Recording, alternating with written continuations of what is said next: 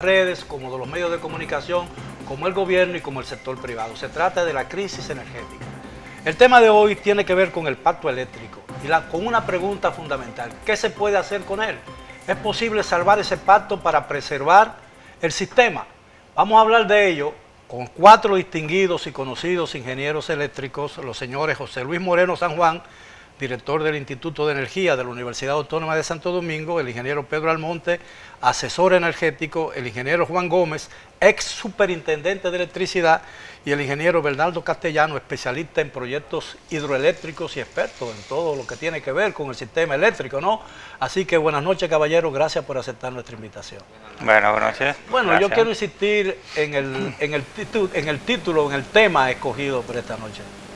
¿Qué hacer con el pacto eléctrico? ¿Es salvable o no?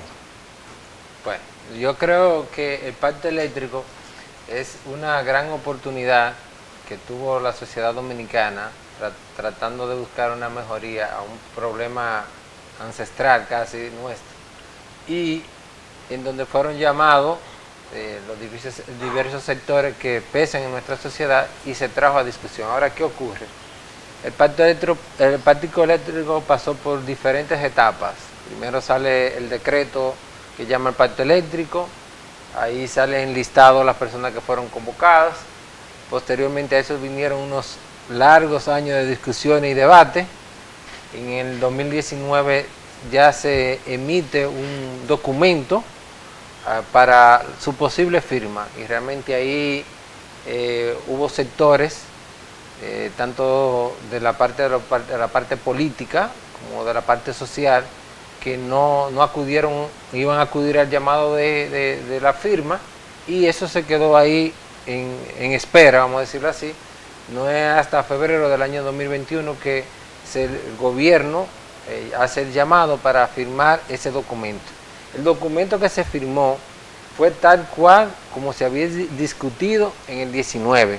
Y que no se llegó a firmar entonces. Y que no se llegó a firmar entonces. Inclusive, cuando vemos los cronogramas de los avances, por ejemplo, los programas de recuperación de pérdidas, ya las fechas estaban diferidas, ya las fechas no eran actualizadas. Entonces, se firma ese mismo documento, y posterior a esa firma se emite un decreto del presidente Abinader, en donde hacen una actualización de esas fechas. Para la actualización de esas fechas no participó, no fue punto de discusión, simplemente sale el decreto y salen actualizadas. Ahora, es el pacto, ¿cómo yo lo veo? Yo veo el pacto como una oportunidad. Después de la firma del pacto hay una serie que se irán viendo aquí en el desarrollo del programa, una serie de situaciones, condiciones que debieron de darse, que hasta el día de hoy no se han dado. De ellas hay una parte muy importante, porque son muchas reglamentarias. O sea, es cómo yo lograr eso que me dice el pacto hacer. O sea, yo creo que, no sé cómo lo ven mis compañeros, yo creo que si se hace una discusión seria, en donde se recupere de nuevo la credibilidad al pacto, porque yo creo que con el pacto lo han desacreditado de una manera u otra, utilizando solamente elementos del pacto, los cuales no necesariamente han favorecido a la población. Bien, en el caso específico de la UAS, nosotros para nosotros el pacto terminó en el 17, o sea, específicamente entre el mes de septiembre y el mes de diciembre. De hecho, para la plenaria, pero terminó lo que no había comenzado. Terminó para nosotros, porque de alguna manera u otra después de ahí no supimos más del tema del pacto, y sí se hicieron una serie de observaciones sobre el documento que se enviaron incluso por escrito, tratando de que de alguna manera u otra se corrigieran algunos elementos que estaban en la redacción, que no se habían discutido, o sea, por lo menos con la participación del sector social, y el mismo Consejo Universitario llegó a la conclusión que mejor no se podía firmar ese pacto sin esa condicionante, y ahí se quedaron sobre la mesa. Después sí es cierto que se retomó en el 19, hubo un intento otra vez de tratar de firmar el pacto, y bueno, ahí tampoco se pudo. Cuando ahora a finales del 2020 se vuelve otra vez a tratar el tema del pacto, nosotros volvimos a discutir, en este caso con la nueva dirección ejecutiva del CES, algunos de los temas que estaban pendientes, más lo que se habían agregado por el tiempo que transcurrió para nosotros desde los finales del 17 hasta ese finales del 20, pero lamentablemente la respuesta que recibimos es que no se podía discutir nada, que había que firmarlo tal cual estaba, aún con la fecha, como dice bien Juan Gómez, en el tema que el calendario era totalmente diferente. Y evidentemente que se firmó así. Había una serie de disensos, otras omisiones, incluso omisiones que habían surgido incluso en el transcurso de esos años, del 17 a febrero del 21, que debieron tomarse en cuenta. Sin embargo, nosotros creemos que es salvable lo que se ha avanzado con el tema del pacto. Lo que hay es que tomar en cuenta todos esos disensos y todas esas omisiones y debatirlas. De hecho, hay una comisión especial que se creó precisamente porque aun cuando el presidente de la República firmó el pacto, él dijo que no estaba satisfecho de él mismo. Yo recuerdo perfectamente eso, que dijo sí, que guardaba reservas. Entonces, tal vez siguiendo esa misma orientación, en este caso la Comisión Ejecutiva del CES creó esa comisión especial para el pacto eléctrico, que posteriormente fue ampliada con la participación de los partidos políticos cuando se crearon las mesas de discusión sobre diferentes temas. Sin embargo, esa comisión de alguna manera se frizó por intereses de un sector que no quería que participaran aparentemente en el debate los representantes de los partidos políticos, y justamente uno de los temas que estaban planteados es el tema de la tarifa de transición, que tal vez es la que debemos tratar. Ese es el nudo gordiano del tema. Sí, entre otras cosas, porque por eso es que se ha tenido que echar para atrás la última resolución de la Superintendencia de Electricidad, porque hay dos ajustes en esa tarifa, pero prefiero tratarlo de la tarifa en otra ronda. Hay una pregunta. El presidente remitió el pacto, la discusión del pacto, al Consejo Económico y Social. ¿Ese es el foro adecuado para esa discusión? ¿No hay demasiada gente, mucha, que no entiende el problema eléctrico realmente? Bueno, incluso en la misma convocatoria inicial del pacto había mucha gente que no entendía el tema eléctrico, tal vez por eso se convirtió en un caos la discusión del pacto eléctrico, y se excluyeron mucha gente por intereses también, o sea, porque había un interés muy marcado de que el pacto fuera en una dirección y no se discutiera el fondo de si realmente la reforma de finales de los 90 debía reformarse, vamos a decirlo, o sea, o cambiarse algunas cosas, sino que había que trabajar con eso así, porque usted no puede poner a revisar algo a los mismos que tuvieron que ver en la fase inicial con ese tema. Eso es juez y parte, ¿no? Exacto. Ahora, ¿qué opina el señor Almonte y qué opina el señor Castellano? Mira, la convocatoria del pacto yo creo que ha generado unas expectativas de la población, de que aparentemente la población cree que se va a realizar todo, pero sin embargo, recientemente en una entrevista que el ministro de Energía y Minas tuvo en uno de esos programas matinales, él decía algo que no deja de sorprender. El ministro, él decía que lo que está firmado es perfecto, que a eso no hay que hacerle absolutamente nada, no hay que cambiarle nada. Que lo único que habría que discutir es el tema de la tarifa, que para eso es que se está convocando el pacto. Y, como dice José Luis, hay muchos disensos de temas que estaban planteados en la discusión del pacto que todavía no se ha llegado a consenso. Pero a mí me sorprende esa declaración del ministro, porque como dice el refrán, hay que estar vivo para ver y ver para creer. En el 2018 el PRM se retira de la discusión del pacto, porque decía que no había condiciones. cuando estaba a punto de ser firmado. No, en el 18 todavía no estaba. Ok, en el 19. Pero estaban las discusiones todavía y no se había logrado, vamos a decir, sintetizar los consensos que se habían logrado en las diferentes mesas. Entre el 18 y el 19, Marisa Ruiz del observatorio es contratada por la misma CES y hace un cotejo de donde están los consensos, los disensos, etcétera, y eso es lo que sirve de base para el documento que elaboró el CES para la firma del 19. Cuando se va a firmar en el 19, el PRM plantea 10 puntos como condición sí o sí para firmar el pacto. Y si estos 10 puntos no eran satisfechos, no se firmaron. En consecuencia, no se firmó. Pero posterior al planteamiento de esos 10 puntos, en los cuales estaba el tema de la tarifa, el ministro... Pero una pregunta, perdone que le interrumpe. Esos 10 puntos que impidieron que el PRM firmara el documento o el pacto en el 19, ¿fueron incluidos en el pacto que se firmó por el PRM? En lo absoluto. Firmaron tal cual el documento que habían rechazado en el 19, sin cambiar una punta, una cosa, un acento, nada. Pero lo que yo quiero destacar es que ahora el ministro, siendo el jefe del sector eléctrico, porque hay que recordar que en agosto, cuando llegue este gobierno, a él lo nombran el único funcionario nombrado de la capitalización para acá, con el control absoluto del sector eléctrico, ha sido el ministro de Energía y Minas, Antonio Monte. ¿Por qué?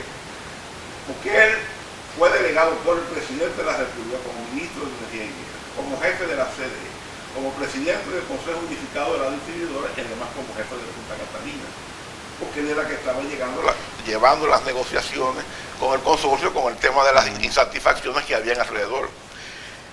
Ni Radamés Segura, ni Temito Clemontán, ni César Marantini, ni César Sánchez tuvieron tanto poder delegado por un presidente como lo ha tenido Antonio Monte. ¿Y lo tiene todavía? Bueno, se lo han ido quitando, al cabo de 2 años ya lo han dejado prácticamente nada más con el ministerio, aunque sigue teniendo jerárquicamente influencia en la CDE.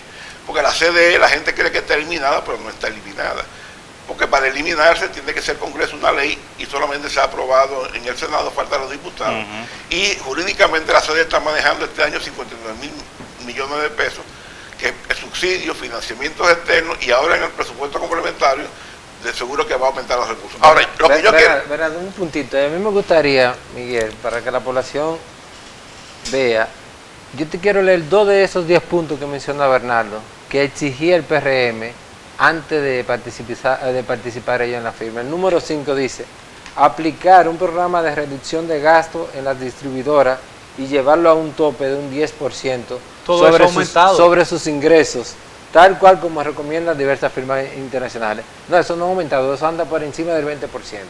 Y el número 8, que esto es muy importante que la población lo escuche, el compromiso de no realizar aumentos de tarifa hasta tanto la distribuidora apliquen su reducción de gastos operativos a un 10% de sus ingresos. Eso decían los 10 puntos que mencionó mi compañero. Ahora, yo quería, antes de que el ingeniero Castellano continúe con su explicación, yo quisiera saber la opinión del señor Almonte, porque quería ver si hay un consenso aquí con relación a la crisis energética, porque estamos hablando de una crisis, ¿no?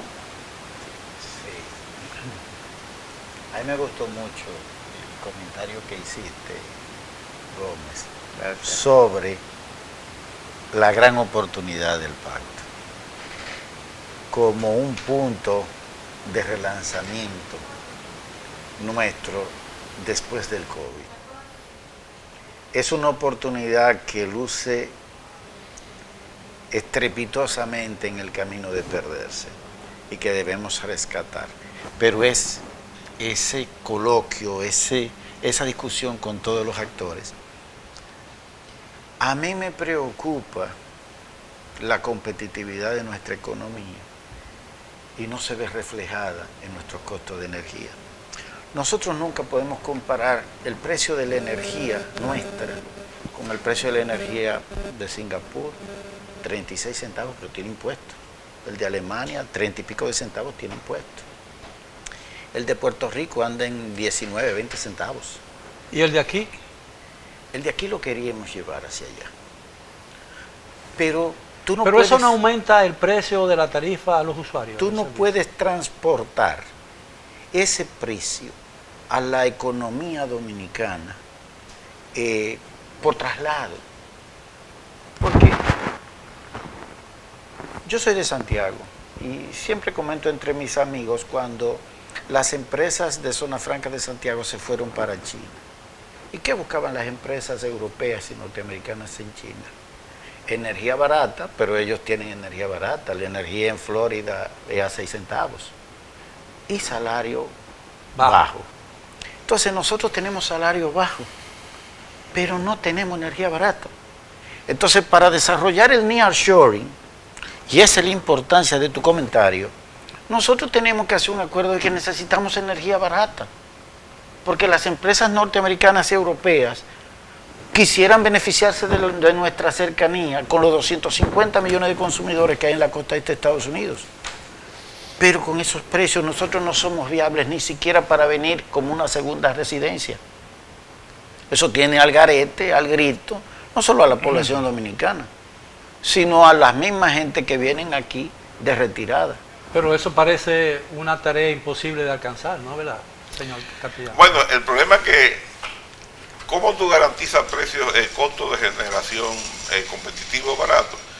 Haciendo licitaciones que sean competitivas, haciendo licitaciones donde tú no pongas barreras de entrada a los posibles oferentes que puedan participar. O sea, esta sociedad, este país, para tratar de ser competitivo en los precios en una tarifa eléctrica, tiene que ser competitivo el mercado de generación térmica, sobre todo. ¿Por qué?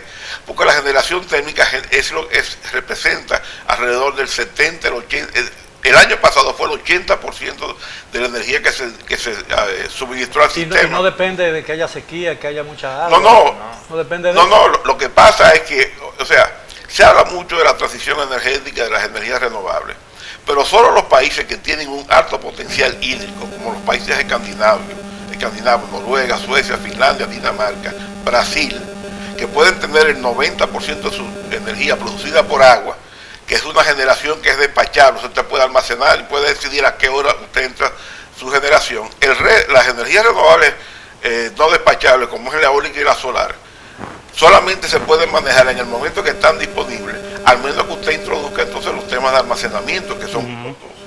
Entonces, en lo que esa transición energética, de que se pueda conseguir las energías renovables no despachables como eólica y solar, puedan ser almacenadas a costo eficiente.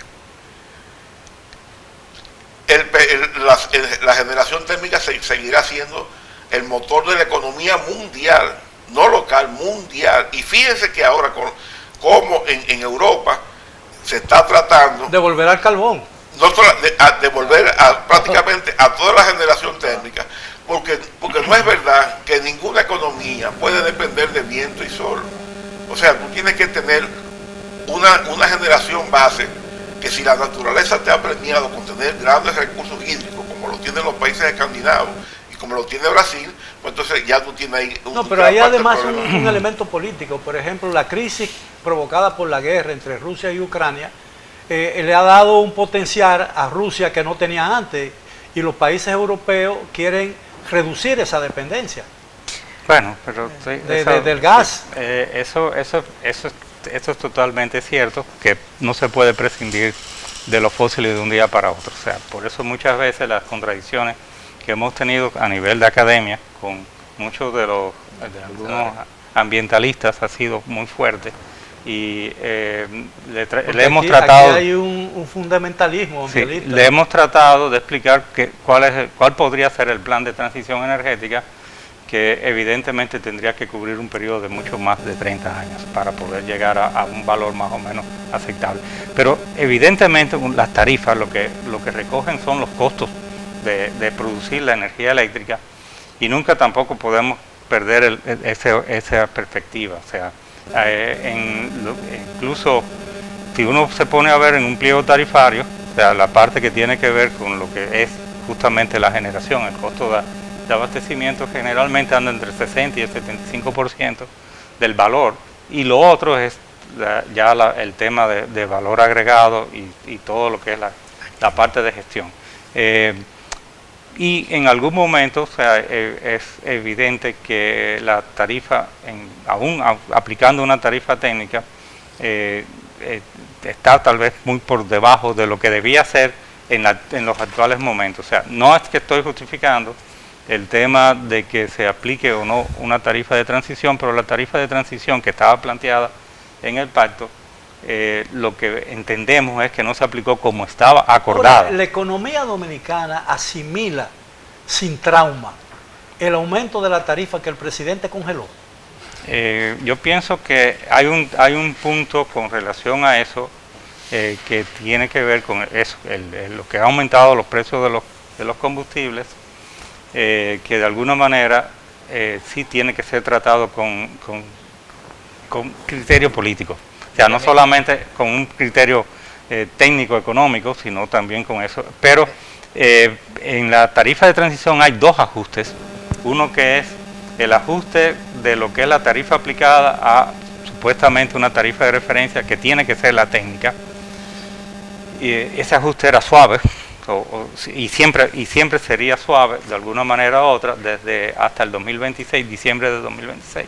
Pero hay un ajuste 2, que es el que tiene que ver con el combustible, tasa de cambio y todo lo demás, que ese sí puede ser brusco y es lo que ha estado realmente pero si incidiendo. ustedes me lo permiten, caballero, tenemos que hacer una pausa obligada. Vamos a regresar después de ella con el tema si se justificaba la tarifa que el presidente ha congelado por algún tiempo. Regresamos después de la pausa.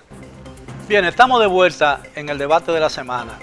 Hemos estado conversando del mismo comienzo sobre uno de los temas más acuciantes hoy en día de la República Dominicana, el tema eléctrico.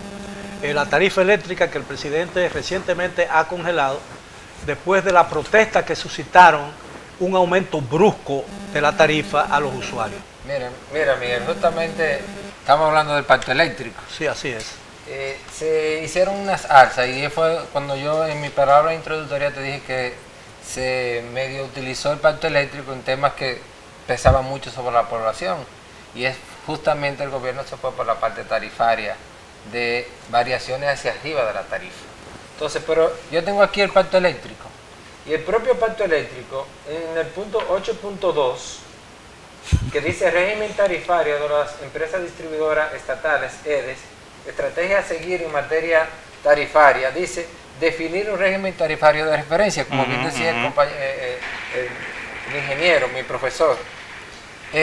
Ahora, ¿qué amarraba el pacto? ¿Con qué amarraba el pacto ese tema de la variación de tarifa?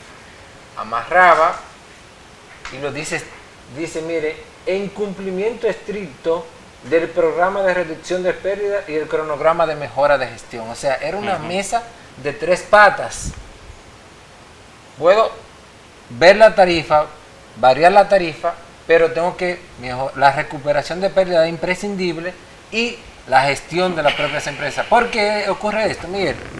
¿Por mala gestión? No, ocurre eso porque si yo tengo baja de tarifa y buena gestión, si tengo que ponerle la mano a la tarifa eléctrica, serían valores mucho más suaves que lo que ocurrió. El gobierno súbitamente, en un momento donde la economía venía tratando de recuperarse, de levantarse un poco después de la pandemia, gente poniendo pequeños colmados, pequeños salones de belleza, vienen y en noviembre hacen la primera alza, luego en enero la segunda, en marzo la tercera. Pero el desmonte del subsidio no está contemplado en el pacto. Pero amarrado a lo que te estoy refiriendo, no es solamente desmonte ya. Hay una serie de mandatos del propio pacto que hay que cumplir que no se han cumplido.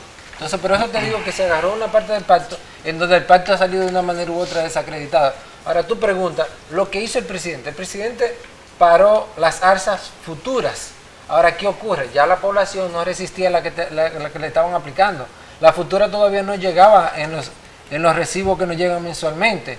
Ahora, las 3 que nos dieron, sí, y la de marzo fue la mayor. La de julio. Sí, exactamente. ¿Cuánto ha sido el aumento realmente? ¿Qué proporción? Dependiendo, la tarifa... ¿Un 10%, un 15%? No, 10%, no. Se anunció en la primera alza un 1.5%. Se le mintió a la población. Luego la última que se hizo, se dijo que era un 9%, se le vuelve a mentir. Mira, porque es en promedio lo que están diciendo. Exacto, El promedio no es la tarifa, lo que pasa es que ese promedio, cuando la tarifa está dividida en renglones de consumos, de 0 a 100, de 100 a 200, entonces de 200 hacia abajo está más del 70% de todos los clientes de las 3 distribuidoras, y ahí es que está el renglón más pobre de la población. En ese renglón, las alzas han representado alrededor de un 40% de alza de su factura eléctrica. Lo que se a marzo. Perdón, a junio. Sí. En la de julio, ese segmento llegó hasta un 56% así de aumento acumulado con relación a octubre, que no se había producido aumento de tarifa. Pero ahora se quedó sin efecto, yo no lo agregué en mi ecuación. Ahora, ¿qué ocurre? Lo que ocurre, Miguel, y es lo que deben entender este equipo de gobierno, del gabinete eléctrico. Parece que será difícil que la población no resiste ni siquiera a esto. Tú ves mucha gente que se te acerca, que te dice, por ejemplo, una persona dueño de un colmado se me acercó y me dice, mira, voy a tener que cerrar el negocio porque tengo que pagar más de luz que de alquiler. Entonces se me hace insostenible. Entonces yo creo que el momento que se eligió, por eso todo debe de... Entonces, ¿cuál es la solución para salir de este trance? Porque estamos viviendo un trance, déjeme hacerle un comentario, o sea, porque muy bien dice lo que está establecido en el pacto. Nosotros en el Instituto de Energía hicimos un ejercicio de estimación de cuál podría ser, aplicando lo que está establecido ahí, y se hizo público esos ajustes. Evidentemente que también en el pacto decía que no se iba a eliminar totalmente el subsidio cruzado, sino que se iba a moderar la aplicación del subsidio cruzado.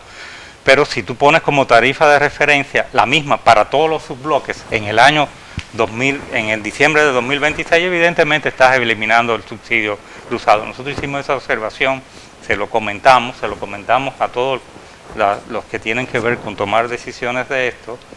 También estaba el tema del bono luz, que tenía que ir paralelo con la aplicación del incremento de tarifa, no quedarse atrás. Y resulta que le habíamos comentado que un plan alternativo de aumento, solamente con el ajuste A1, que es el de ajuste con relación a la tarifa esa de referencia, que debería ser la técnica. Y bueno, se discutió mucho el tema de si cuando ustedes hablan de tarifas técnicas, vamos a ver, para que el público entienda bien de qué se trata. Lo entienda, es lo siguiente. O sea, primero se va a estimar solamente pérdidas técnicas, no se va a la que se pierde en la distribución. Se va a tomar empresas que son eficientemente dimensionadas y administradas como ejemplo. Y se va a tomar también lo que dice la ley de las licitaciones de compras de energía, de compra de potencia de energía, y eso es lo que va a la tarifa técnica. Ahora, ¿cuál es realmente el porcentaje de pérdida, incluyendo el no pago de la electricidad, para no decir hurto de la electricidad? Bueno, ¿a cuánto asciende? Fíjate, en diciembre del 2021, según los informes de desempeño que publica hoy el Ministerio de Energía y Minas, las pérdidas totales, que son cuánta energía yo compro, cuánta energía yo cobro, estaban en un 28% para las 3 distribuidoras. En marzo, esas mismas pérdidas totales habían subido a un 36%. Y en abril del 2022 habían subido un 42%. ¿Y cuál es la media en la región? Bueno, depende, porque por ejemplo en Panamá, donde yo trabajé por más de 8 años, las pérdidas están en el orden del 12%. O sea, en Costa Rica, en Guatemala. O sea, nosotros estamos en el cuarto, quinto lugar del mundo con los niveles de pérdida más altos. Y como decía Juan, uno de los compromisos que tenía el gobierno que asumir era la reducción drástica, era ir desmontando esas pérdidas. Porque no tiene sentido aumentar tarifas si tú tienes un hoyo, una furnia por el lado de las pérdidas y tienes una furnia por el lado de los gastos corrientes. Y otro detalle, entre diciembre y abril, diciembre del 21 y abril del 2022, la empleomanía en la distribuidora ha ido en aumento. No es que haya sido grandes aumentos, pero en abril de 2022 hay más empleados que lo que ¿Y la nómina ha aumentado entonces? Bueno, cantidad de empleados ha aumentado, obviamente que sí. Y cuando tú calculas, por ejemplo, el salario promedio anual de los empleados en la distribuidora, que se calcula de una manera muy simple, usted tiene cuánto usted pagó en nómina en un año y lo divide entre la cantidad de empleados. Y usted se encuentra que en el 2020 el salario promedio anual que un empleado ganaba en una distribuidora eran $13,200. Claro, cuando tú vas al detalle hay quienes ganan mucho más, quienes ganan mucho menos. Y en el 2021, ¿qué pasó? Que ese salario promedio anual de un empleado de una distribuidora de $13,200 pasó a $14,850. A pesar de que la empleomanía de la distribuidora había reducido neto 1,000 empleados. Pero ¿qué pasó? Que ellos sacaron empleados, pero también introdujeron nuevos empleados. Y ese salario promedio anual, que en el 2021 llegó a casi $15,000 anuales promedio, significa que los que entraron con mucho mejores salarios. Ahora, ¿dónde está lo que falla? Es un problema de gestión lo que tenemos. Yo quisiera ver Pero- quisiera escuchar la opinión del ingeniero Almonte, Ujú. que tiene tiene un criterio muy filosófico del tema eléctrico en la República Dominicana. Mira, los otros días estuvimos en una actividad con el ministro de Energía, el ingeniero Antonio Almonte, y él señalaba algo que realmente choca, estremece. Las sedes, con toda la indexación de la tarifa, cobrando a 15 centavos de dólar y pagando el kilovatio hora a 15 centavos de dólar. Entonces tú tienes un problema grave, uno, Y no solo contable. y no solo contable. No, pero realmente la facturación ha estado por encima de lo de compra. Que el margen sea pequeño es otra cosa, pero, Sí, no, ha estado con 2 centavos de Pero diferencia. es pequeño. Es Fíjese, pequeño, lo que, lo que eso es le, una lo que realidad. le quería comentar cuando estaba en la intervención mía ahorita es precisamente algo de ese tema. O sea, el tema es que si tú tomas como referencia la tarifa técnica, no importa cuáles sean las pérdidas que tengan, y lo que va a haber es a tarifa no va a ir nada de eso, ni tampoco va a ir que tú tengas 25.000 gente más o menos, porque se toma como referencia una empresa eficientemente dimensionada y administrada. Entonces, lo que sí va a seguir habiendo es pérdidas en las redes. Ahora, las pérdidas de las redes yo siempre las divido de energía y financiera. O sea, porque hay una diferencia entre una cosa y la otra. Tú puedes incluso reducir las pérdidas de energía y tener mayores pérdidas financieras si tú por cualquier efecto no has podido ajustar la tarifa. ¿Sería razonable el traspaso de la sede al sector privado? Yo creo que sería un fracaso igualito que lo fue la otra vez. O sea, en el caso específico dominicano, yo no veo ninguna diferencia entre mejor administración o peor administración si es público o privado. O sea, pero sin embargo, ya hemos demostrado que la gestión estatal no es la más recomendable. Bueno, sin embargo, de norte y de sur fueron recompradas en el 2003 y en el 2004 administradas 7 meses y medio. Dieron rentabilidad. Por Fueron rentables. César Sánchez y 4 meses y medio por Rubén Bichara. Una auditoría realizada por KPMG, o sea, que no fue el Estado, dio que de Sur en el ejercicio del 2004 ganó 200 millones de pesos. Sí, o sea que y a César Sánchez, por los 7 meses y medio que él administró de Sur, le dieron en el 2005 un bono de 86.000 pesos. Yo tengo copia del cheque ahí. Entonces, eso nunca lo obtuvo AES administrando de este, ni Unión Fenosa administrando de norte y de sur. Entonces, en consecuencia, no es un problema de público o privado, es un problema de gestión. Y la gestión puede ser eficiente a nivel público y a nivel privado. Mira, interesante el punto. Yo tuve la oportunidad, recién graduado, trabajé 3 años en CDE en ese momento. Y después fui asesor hasta el 1999, antes de la capitalización. Y recuerdo el grito con el cobro y con las finanzas en CDE. Y CDE, el gobierno le daba 100 millones de pesos de vez en cuando. Y no pagaba el sector público, no pagaba. El sector público no pagaba la energía.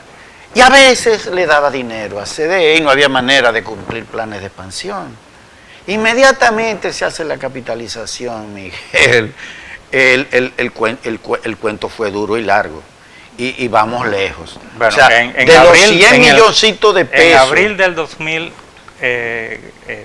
el abril de 2000, ya se le estaban dando 400 millones de pesos ahora, de subsidio mensual. No, pero espérate, sí, que la pregunta está interesante. Uh-huh. Entonces, en Francia, EDF estatal. En muchísimos países el manejo de la generación de energía y de la distribución y de la comercialización. Entonces fue un error la capitalización.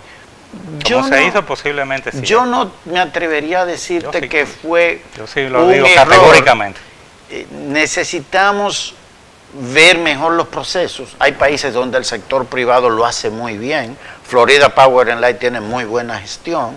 O sea, Integración vertical. hay que ver. En Panamá la capitalización funcionó Sí. y es el mismo esquema de aquí. Lo mismo de aquí. Exactamente el mismo O sea, esquema. Es así. el asunto estriba.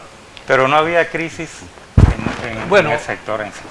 Perdóneme, caballeros, que interrumpa nuevamente porque tenemos que hacer una pausa obligada, pero regresamos con la parte final ya del tema de esta noche, el pacto eléctrico, y qué vamos a hacer finalmente con ese pacto. Regresamos después de la pausa. Entramos ya a la parte final del tema de esta noche. Hemos estado conversando con 4 gurús dominicanos del sistema eléctrico dominicano sobre la situación en que nos encontramos.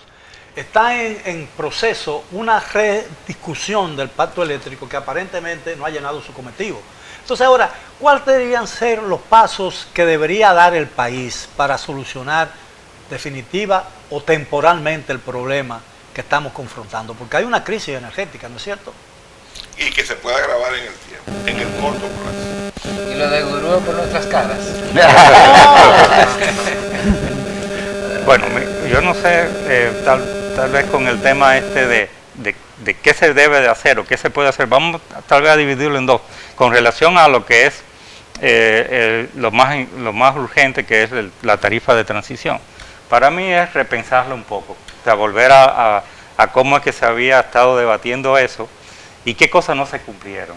Porque evidentemente si se cumple lo que está ahí y se lee mejor, se le da una lectura mejor, a nosotros nos dan posiblemente unos incrementos muchísimo más moderados, mucho menos que de lo que se ha planteado hacer, sobre todo para el bloque de menos de 300 kilovatios hora mes de la tarifa BTS1, de un 160% a menos de un 50% en esa cantidad de años hasta diciembre de 2026. El otro tema es lo que casi nunca se ve de lo que es la aplicación del pliego tarifario, que es la indexación por incremento de los precios de los combustibles y lo que tiene que ver con la generación Y el mercado de dólares, ¿no? La tasa de cambio, La tasa de cambio. y lo que tiene que es ver favorable justamente ahora. Sí. con el tema del costo de abastecimiento de las GEDES, que en el pacto se trata como precio medio de compra de las GEDES. Eso hay que ponerle caso, hay que ver qué es lo que está pasando realmente en el mercado mayorista, que hay siempre ciertas dificultades operativas y que aumentan los precios. En la tradición política dominicana, el 16 de agosto es el día en que todo el país espera cambios en la administración pública. Y hay rumores de que esos cambios van a ser muy fuertes, probablemente en el ámbito eléctrico. ¿Mejoraría eso la situación o no se trata de eso? Mira, yo tuve la oportunidad de conocer en Varna, en una charla de Varna en la Asociación de Industria de la República Dominicana, a una joven que me impresionó. Ella es creo que la directora de planificación del Consejo Unificado de las Sedes, Yubelka Batista. Ella estaba haciendo unos comentarios en otro grupo. Me interesó, puse un poco el oído y pude conocerla. Y la verdad que hay gente dentro de las distribuidoras que tiene la idea de cómo hacer las cosas, que tienen la visión. Me sorprendí porque coincidía con lo que pensamos en el Instituto de Energía de la UAS y coincidía con puntos que yo personalmente, con mis años de experiencia, he acumulado. Entonces, hay gente que sabe qué hay que hacer y se puede hacer rápido. Yo siempre he señalado, tú tienes toda una serie de circuitos que pierdes un paquetón de energía. Entonces, es cambiar el modelo de gestión. De la gestión masiva. Entonces es un problema básico de decisión. Hace falta decisión, hace falta innovación y hace falta creatividad. Hacen falta las tres cosas. Las sedes es un negocio bajo amenaza. Ahora mismo, le oí hablar a usted del edificio suyo y demás. Yo comentaba en el Instituto de Energía que en los 70, los 80, los 90, hasta el 2010, el precio de competencia contra la autosuficiencia que tenían las sedes era generar con una planta diésel. El precio de competencia hoy es la energía solar con batería. Si usted mete la energía a 20 centavos de dólar, Todo el mundo se va. se va y el 60% de la energía que se consume es residencial. Se le van a ir los clientes. O sea, aquí nadie se ha detenido a analizar el problema enorme que tienen esas empresas De cara al futuro. de cara al futuro. De aquí al 2030. Y el mundo cambió. Si tú coges $1.000 millones, yo prefiero instalarle paneles solares a la gente, entregárselo.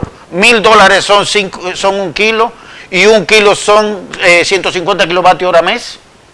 Yo prefiero entonces hacer una generación distribuida Y en generalizada. la época de mucha lluvia. Ni de noche. No, pero tengo el sistema de soporte.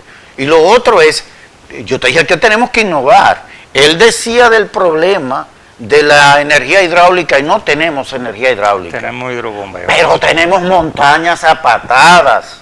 El potencial de hidrobombeo de República Dominicana es de 17.500 gigavatios hora.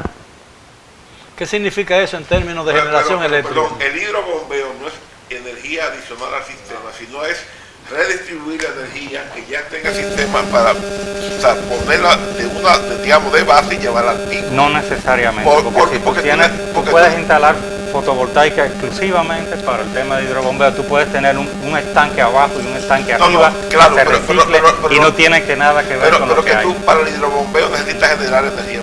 Sí, claro, O sea, fotovoltaica es exacto lo que de te quiero día. decir. Mira. Y yo aprovecho eso para almacenar agua y usarla de noche. Es factible, ¿eh? Y No, yo no digo que no sea Señores, factible, yo digo es- No, es factible ya. nosotros tenemos unas oportunidades. Yo le digo que es un problema de cambiar el cassette. Ajá. Nosotros tenemos unas oportunidades magníficas como nunca. Sí, no tenemos petróleo, pero tenemos muchísimo sol. Entonces, vamos a enfocarnos, vamos a coger los empresarios, ¿quieren invertir? Vamos a poner una fábrica o un ensamblador de paneles solares en República Dominicana. Vamos a bajar los costos. Incluso no solo para nosotros, para venderle a los países vecinos. El Derek Casta. Una de Aprovechado Una de las preocupaciones principales del Banco Mundial y de Estados Unidos es el problema del costo de la energía de estos países. En el Instituto de Energía estudiamos la interconexión con Florida. Nosotros estamos A través de un cable submarino. a través de un cable submarino. En Europa hay a patadas cables submarinos. Nosotros estamos trayendo gas en barcos. Nosotros no usamos gas natural. Que no es el Henry Hub. Que se Nosotros usa como usamos referencia. gas licuado, gas natural licuado. Ujú. El gas natural licuado, 60% del precio es licuar el gas y transportarlo. 40% es el combustible. Entonces, para yo traer ese gas a República Dominicana, para producir energía eléctrica aquí, mejor me interconecto con Florida, que está trabajando con gas natural Henry Hub, a $3, a $6, a $7, pero no a 14. Entonces, la diferencia en precio entre traer la electricidad hecha y producirla aquí es de 2, 3, 4 bueno, centavos. pero La explicación vamos, parece muy clara. Ujú. Ahora digo yo, viendo las cosas tan claras en un ambiente o un panorama tan oscuro, ¿por qué eso no induce a una decisión? Bueno, yo creo que hay que discutir esos temas. Por eso, en el tema del pacto eléctrico, de las cosas que estábamos planteando al momento de retomarse su firma, era que había pasado un tiempo y que teníamos que hablar un poco de los cambios tecnológicos y hacia dónde va el mundo en eso. Está puesto en un documento que le entregamos al Consejo Económico y Social y que evidentemente no se tomó en cuenta porque se firmó el pacto tal cual está. Pero tal vez no, para no salirnos mucho del tema de la tarifa de transición, yo creo que sí se puede lograr mucho con enfocarnos en el tema del pacto eléctrico, en lograr una tarifa de transición más justa en base a lo que está escrito en el mismo pacto, que se puede. Lo que pasa es que tal vez se afecten ciertos intereses, pero en este momento de crisis, no solo nacional sino mundial, habrá muchos intereses que se tendrán que afectar por el bien del país. Tú preguntabas sobre el equipo, Ujú. el gabinete Ujú. eléctrico. Real y efectivamente, Miguel, y es una opinión muy personal, ahí hay buenos técnicos, Sí, yo entiendo que conocido, sí. conocido por mucho, con mucha experiencia, pero realmente en estos 2 años, realmente el producto de esa experiencia yo no le he visto en el individual, o sea, porque lo que ha vivido el país con situaciones que a veces escapa de ellos, pero apagones, alza de tarifa, todo eso no es lo que el pueblo estaba esperando, ni es lo que el PRM vendía en su programa de gobierno. Entonces yo creo que no le podemos bajar línea al gobierno, pero yo creo que algo habría que hacer porque no ha dado resultados. Ahora, el ingeniero Moreno San Juan ha hablado de que hay un problema de lucha de intereses en el sector, ¿no? Y esa lucha de intereses evidentemente ha sido un factor determinante en que no avancemos en la búsqueda de una solución definitiva del problema. El presidente ha remitido la discusión final nuevamente al CES, al Consejo Económico y Social, donde hay una convergencia de intereses distintos que se chocan entre sí. Además está la crispación política en la vecindad casi muy próxima de un proceso electoral. Es decir, en ese ambiente existen condiciones realmente para una discusión sana que permita arribar a un acuerdo que lleve a un tránsito tranquilo a la solución del problema eléctrico. Yo creo que sí. Le voy a decir por qué, porque lo que a veces hay que cumplir con la ley y los reglamentos y lo acordado y lo pactado. Lo malo es cuando usted tiene una ley, unos reglamentos y algo acordado en lo pactado o lo propuesto y después usted hace todo lo contrario a lo que está. Fíjate, cuando comenzaron la discusión del pacto eléctrico, el PRM en oposición y el sector social decía, el pacto eléctrico solamente debe tener una línea, que diga cumplimiento de la ley. Ese es el tema. ¿Y qué significa eso? Que el marco jurídico que tenemos hoy día, para la situación que tenemos hoy día, es más que adecuado, que no habría que modificarlo. Ahora, de cara al futuro, con la incorporación de nuevas tecnologías, hay que cambiar. Entonces, se puede modificar a futuro, pero al presente y en el corto plazo, la ley que tenemos es más que suficiente si se cumpliera. ¿Tú sabes cuál es el problema? Que desde la autoridad que juramentó hacer cumplir la ley, que es el Ministerio de Energía y Minas y la Superintendencia de Electricidad, son los primeros que están violando la ley de manera flagrante y consciente. Porque simplemente para poner un ejemplo, más de 38 contratos que tenía firmado la CD con generadores privados que no violaban la ley, porque la ley no regula la relación entre las partes, o sea, entre agentes privados, lo traspasaron de manera ilegal a la distribuidora, violando el artículo 110 que dice de manera clara y precisa que las distribuidoras no pueden tener contratos de energía con generadores que no sean fruto de licitaciones públicas supervisadas por la CIA. Y todos esos contratos, más de 38 que tenía firmada la CD, fueron contratos grado a grado, sin licitación y sin supervisión de la CIA. Caballero, nos quedan exactamente 2 minutos. Yo quisiera llevar al público algunas conclusiones, ¿no? En vista de la situación desesperante para muchos hogares dominicanos, con todos estos apagones, el aumento de la tarifa eléctrica, que si bien ha estado congelada, pero ya se pagó y seguirá pagándose igual a como se aumentó. ¿Qué podemos hacer para aliviar la situación de la gente y, diría yo, renovar las esperanzas de que podemos tener en un momento dado en el país, en el futuro, un sistema estable, confiable y de precios competitivos? Bueno, debemos comenzar... Muy brevemente, nos quedan 30 segundos a cada uno. Debemos comenzar por hacer lo correcto con relación a lo que es la tarifa de transición y lo que está establecido en cuanto a las licitaciones para compra de energía. Dejar de hablar mal del caballo. Seguir diciendo que la población queme sucursales, oficinas, no va a resolver el problema, y dar servicio no, si no hay generación, no depende de las sedes. Son nuestras, defendámoslas, dejemos de hablar mal de ellas. Exijamos que hagan su trabajo. 1, 2. Esto es una pinza de dos brazos. Un brazo, hay que reducir el costo, hay que plantearse cómo vamos a reducir el costo. Mientras tanto, el costo que tenemos es el que tenemos con una tarifa que se definió en el 2012 y que no se ha indexado, y el dólar se disparó y todo se disparó y ahora tenemos estos precios. Entonces, hay que buscar cómo vamos a manejar esa transición. Bien. Pero si hay subsidios o si el gobierno decide no pasarle el costo a la población, entonces no es un problema de gestión de las sedes. Entonces el gobierno le tiene que pagar a las sedes como tenía que pagarle el presidente Balaguer, que no lo hacía, a la CDE en su tiempo. Y el otro brazo, que no se quede, el gran compromiso de reducir las pérdidas. Sí se pueden reducir. Bien, nos quedan 45 No, yo quiero entonces decirte la solución de la distribución. Muy brevemente, que nos queda. Facilísimo. Entonces, en la parte que es No, se va a solucionar la distribución, mi segundo se lo regalo. Mira, en la parte que es... Ya terminamos, por favor, así que le agradezco mucho, desgraciadamente el tiempo se nos agotó, Ya. le agradezco mucho su participación y espero que el público que ha seguido este programa tenga una idea más cabal hoy de lo que es el sistema eléctrico, la situación que estamos viviendo y las posibilidades de solucionar el problema. Gracias por su atención, a los amigos televidentes, gracias a ustedes por aceptar nuestra invitación y los esperamos el próximo sábado para otro programa similar. Hasta entonces.